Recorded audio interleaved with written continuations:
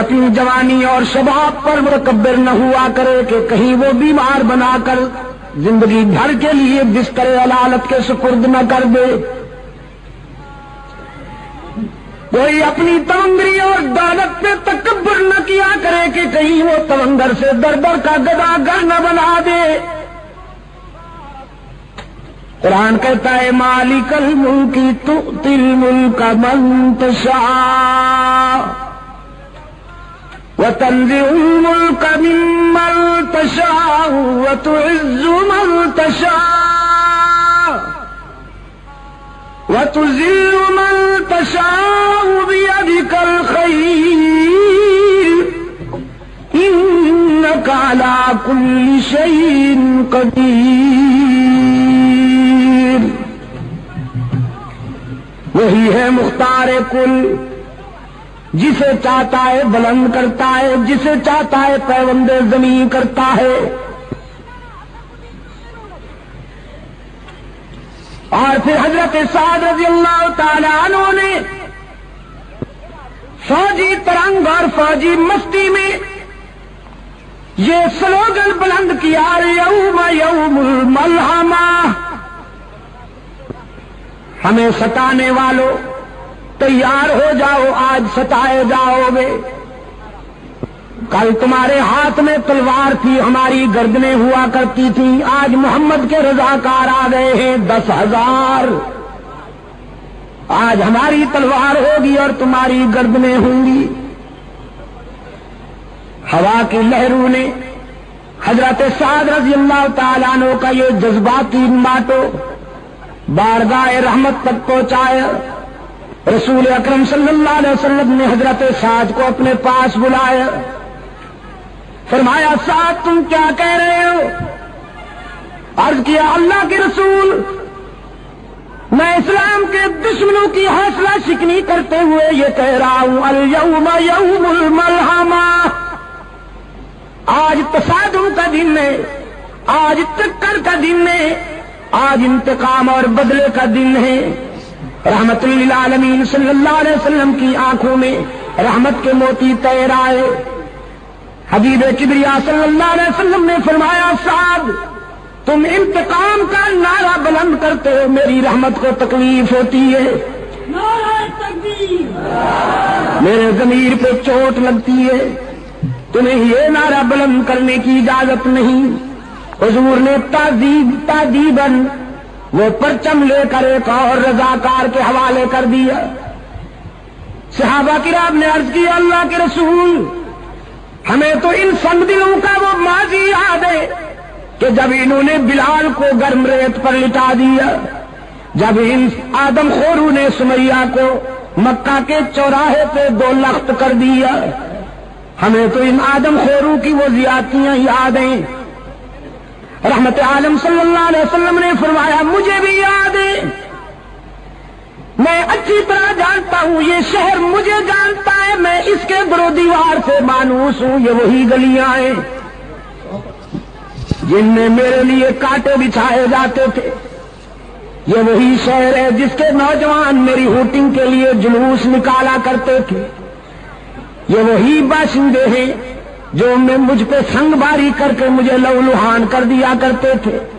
یہ وہی مکان ہیں جن کی چھتوں پر عورتیں کوڑا کرکٹ لے کے میری انتظار کیا کرتی تھی. لیکن تم جانتے نہیں کہ میں یہ سارے ظلم سہنے کا عادی ہوں، یہ ستانے کے عادی ہیں، ہم معاف کرنے کے عادی ہیں. ان کے دامن پتھروں سے بھرے ہوئے ہیں، ہمارا ظرف عفو درگزر سے معمور. شاید تمہیں وہ یاد نہیں کہ یہ ساری چوٹیں سہ کر میں بیت اللہ میں پہنچتا جبکہ میرے جسم سے خون بہ رہا ہوتا، جبکہ میرے پاؤں میں کانٹے چبھے ہوئے ہوتے، جبکہ میرے جذبات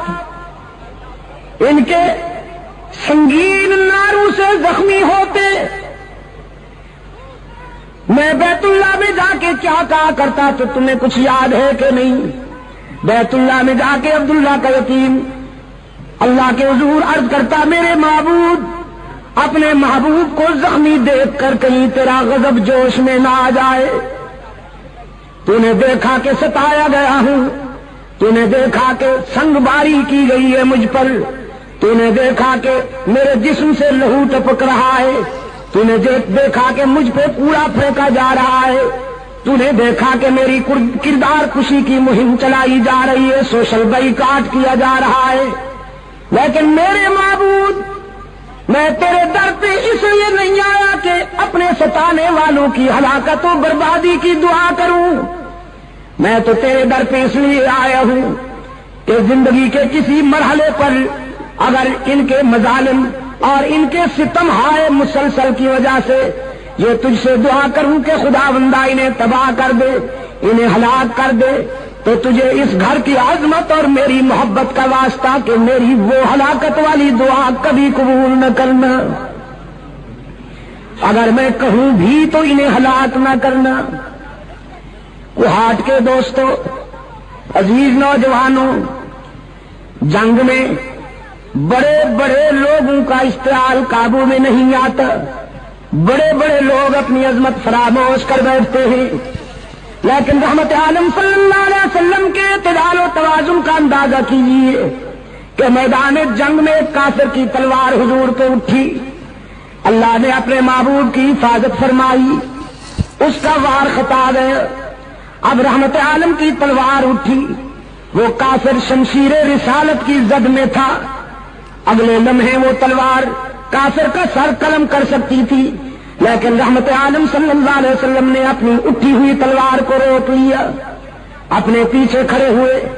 اپنی مراد و مدعا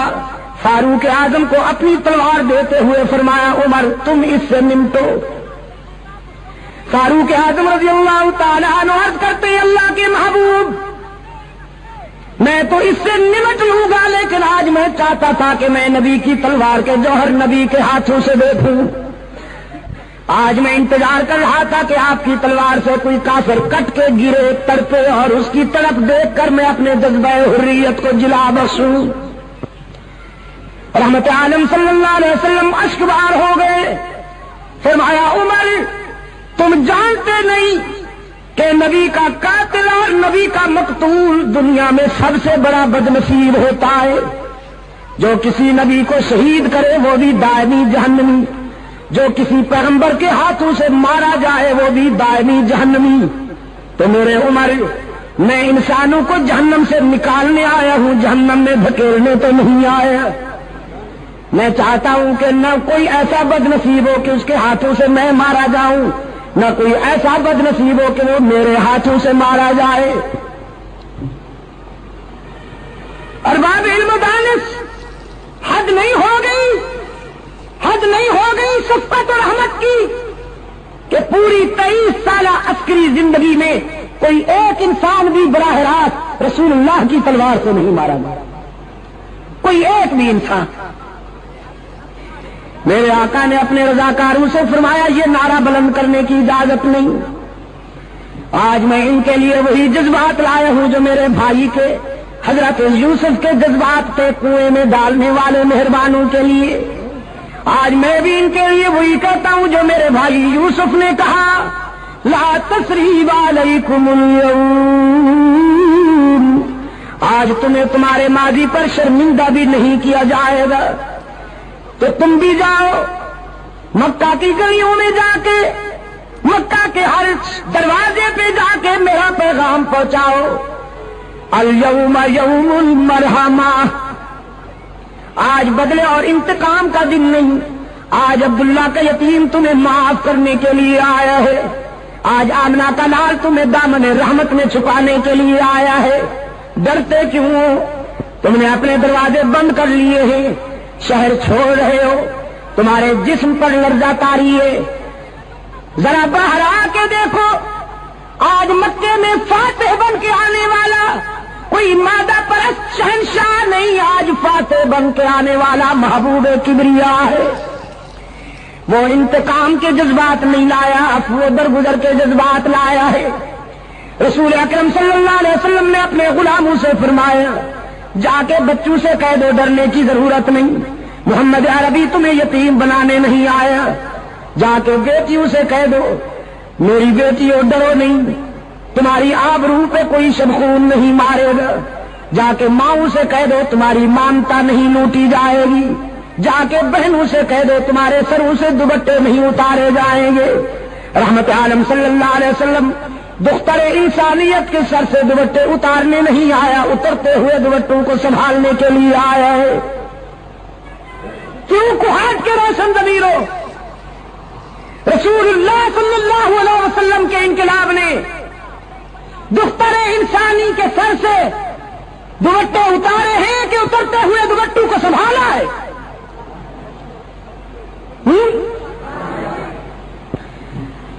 اور دور حاضر کا مستشرق، جدید مفکر، اے کاش کہ اسے اتنا پانی ملتا کہ وہ ڈوب کے مر جاتا۔ جب وہ اسلام پر اعتراض کرتے ہوئے یہ کہتا ہے کہ اسلام نے تو میدان جہاد میں، میدان جنگ میں انسانوں کا خون بہایا، عورتوں کی بے حرمتی کی، لیکن وہ خود دیکھیں کہ انہوں نے عورت کو کیا مقام دیا ہوا ہے۔ مغربی سوسائٹی کی عورت کھلونا بن کے رہ گئی ہے، اس کو عورت کہتے ہوئے بھی حیا آتی ہے، لیکن رحمت للعالمین صلی اللہ علیہ وسلم کے انقلاب نے عورت کو یہ مقام عطا فرمایا۔ حضور نے فرمایا عورت بیٹی ہوتی ہے، بہن ہوتی ہے، بیوی ہوتی ہے اور ماں ہوتی ہے، ڈانسر نہیں ہوتی۔ اور جب ڈانسر بن جاتی ہے تو وہ عورت نہیں رہتی، پھر غلاظت کا مجسمہ ہو جاتی ہے، پھر وہ بدبو کا ٹینک ہوتی ہے، دنیا کی بدترین شے بن جاتی ہے۔ یہ چار مقدس رشتے ہیں عورت کی فطرت میں، بیٹی، بہن، بیوی اور ماں۔ رحمت عالم صلی اللہ علیہ وسلم نے فرمایا عورت جب بیٹی ہوتی ہے تو اس کے سر پہ عفت کی چادر ہوتی ہے، عورت جب بہن ہوتی ہے تو اس کے سر پہ عصمت کا دوپٹہ ہوتا ہے، جب یہ بیوی ہوتی ہے تو اس کے جذبات میں وفا کی بلندیاں ہوتی ہیں، جب یہ ماں بنتی ہے تو اس کے قدموں میں جنت ملتی ہے۔ مشرق و مغرب کے مفکرین کی تعلیمات میں آپ کو اس مظلوم جنس کے لیے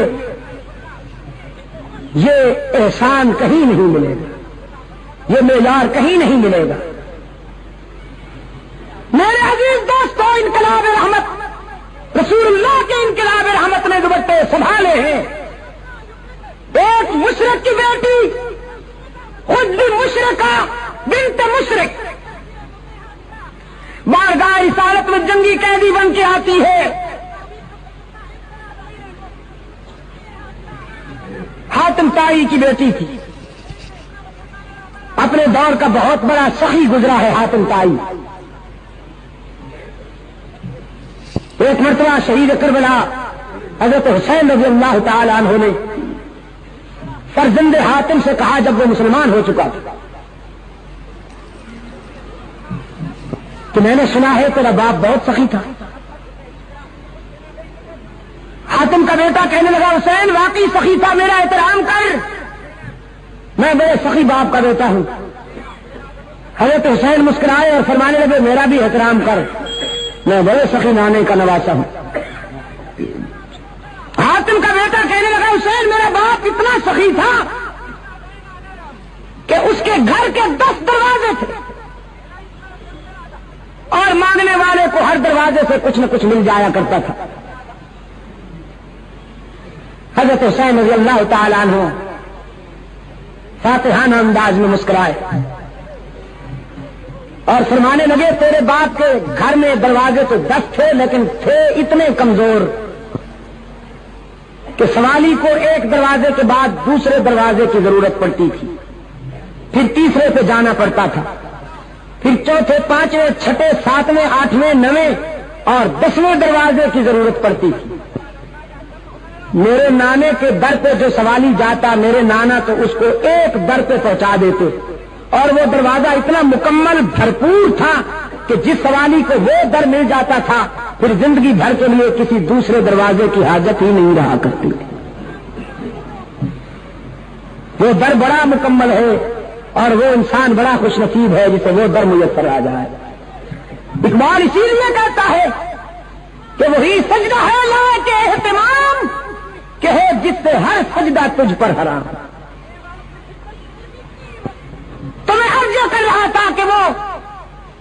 بنت حاتم رسول اللہ صلی اللہ علیہ وسلم کی خدمت میں حاضر ہوتی ہے، اس کے سر پہ چادر نہیں، رسول اللہ صلی اللہ علیہ وسلم نے اپنی چادر ایک رضاکار کو دیتے ہوئے فرمایا کہ جاؤ اس بچی کے سر پہ چادر ڈال دو۔ رضاکاروں نے عرض کی اللہ کے رسول مشرکہ ہے، اس کا باپ سخی تو تھا لیکن مشرک تھا، دشمن کی بیٹی ہے، تو ہم آپ کی مقدس چادر ایک کافرہ عورت اور دشمن کی بیٹی کے سر پہ ڈالیں؟ رحمت عالم نے فرمایا بیٹی بیٹی ہوتی ہے، دوست کی ہو یا دشمن کی۔ میرے ہاں معیار یہ نہیں ہے کہ دشمن کی بیٹی ہو تو اس کی رسوائی برداشت کی جائے، اپنے کی بیٹی ہو تو اس کی عزت افزائی کی جائے۔ میرے ہاں معیار یہ ہے کہ جس طرح میں اپنی بیٹی کے لیے چاہتا ہوں کہ اس کا سر کبھی برہنہ نہ ہو، میری رحمت کا تقاضا ہے کہ میرے دشمن کی بیٹی کا سر بھی کبھی برہنہ نہ ہو۔ سرکار دو عالم صلی اللہ علیہ وسلم کی چادر اس بچی کے سر تک پہنچی، رضاکاران مصطفیٰ نے وہ چادر جا کے اس کے سر پہ ڈالی ہے تو روتی ہوئی رسول اللہ کی خدمت میں حاضر ہوئی۔ اللہ کے رسول صلی اللہ علیہ وسلم نے فرمایا بیٹی میں نے سنا ہے کہ تیرا باپ بڑا سخی تھا، تو آج میں تیرے باپ کی نیک نامی کی وجہ سے تجھے آزاد کرتا ہوں، جاؤ تم آزاد۔ وہ بیٹی کہتی ہے اللہ کے رسول دریا رحمت جوش میں ہے تو میں اکیلے آزادی کیوں قبول کروں؟ یہ میرے قبیلے کی عورتیں میرے ساتھ آئی ہیں، پہلے انہیں آزاد کیجئے پھر میں آزادی قبول کروں گی۔ رحمت عالم صلی اللہ علیہ وسلم مسکرائے،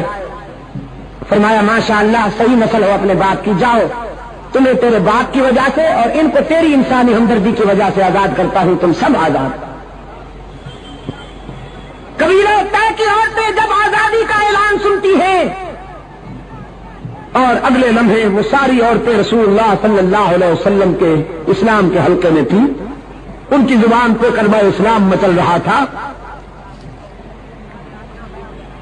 رسول اللہ صلی اللہ علیہ وسلم کی سیرت طیبہ اور حضور کی ولادت، اس پر آپ کی اظہار مسرت کا صحیح طریقہ یہ ہے کوہاٹ کے دوستوں کہ اپنے اندر کردار کی وہ بلندیاں پیدا کیجئے کہ تلوار اٹھانے کی ضرورت ہی نہ پڑے، تیاری کیجئے۔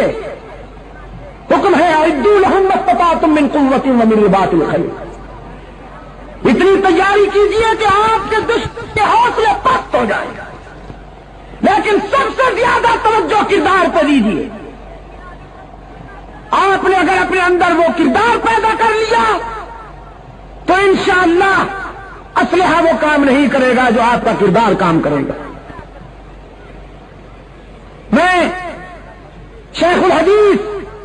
حضرت مولانا محمد زکریا رحمت اللہ تعالی علیہ کے والد گرامی کا ایک واقعہ بیان کیا کرتا ہوں دوستوں کی خدمت میں۔ بہت سے دوست آج اس اجتماع میں نئے ہیں، ان کی معلومات کے لیے عرض کر دیتا ہوں۔ حضرت مولانا محمد زکریا رحمت اللہ تعالی علیہ کے والد گرامی ابھی پچھلے دنوں ان کا انتقال ہوا، مدینہ منورہ میں انہوں نے انتقال فرمایا۔ زندگی کا ایک طویل حصہ اس انتظار میں مدینہ میں آئے، اکثر دعا بھی کیا کرتے تھے۔